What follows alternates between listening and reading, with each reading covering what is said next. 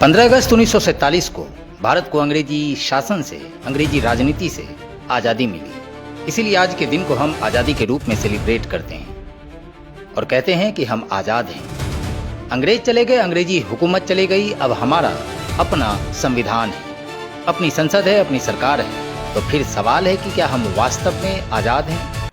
जरा ठहर कर सोचिए, अगर एक आम इंसान अपने ही देश में डर के साए में जीने को मजबूर हो, अगर उसे अपने अधिकार के लिए वर्षों तक दफ्तरों और अदालतों के चक्कर लगाने पड़े, अगर अन्याय होने के बाद भी उसे समय पर इंसाफ ना मिले, अगर उसकी मेहनत की कमाई का बड़ा हिस्सा व्यवस्था की जटिलताओं में उलझ जाए, तो क्या सिर्फ सत्ता का अंग्रेजों से भारतीयों के हाथ में आ जाना ही आजादी है?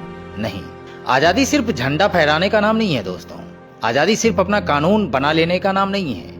आजादी सिर्फ चुनाव में वोट देने का नाम भी नहीं है। असली आजादी तब होगी जब एक गरीब इंसान भी कानून के सामने खुद को उतना ही सुरक्षित महसूस करे जितना एक ताकतवर इंसान। जब किसी निर्दोष को न्याय पाने के लिए अपनी पूरी जिंदगी इंतजार न करना पड़े। जब कोई नागरिक पुलिस, प्रशासन, नेता या किसी ताकतवर व्यक्ति से भयभीत होकर अपने अधिकारों से पीछे न हटे। जब इंसान की मेहनत, उसकी कमाई, उसका समय और उसकी जिंदगी उसकी अपनी हो।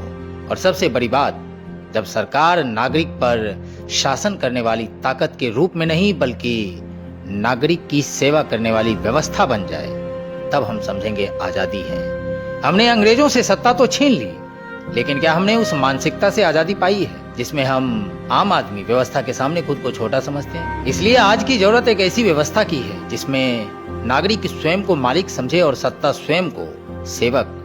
क्योंकि जिस दिन इस देश का आखिरी इंसान भी बिना भय के जी सकेगा, अदालतों के चक्कर ना काटना पड़ेगा, समय पर न्याय पा सकेगा और अपनी मेहनत की कमाई और अपने जीवन पर अपना अधिकार महसूस कर सकेगा, उस दिन फिर शायद हम कह पाएंगे कि हाँ, हमने वास्तव में आजादी पाई है। तब तक आजादी सिर्फ एक तारीख है दोस्तों, एक अधूरा सपना है जिसे हमें मिलकर पूरा करना है।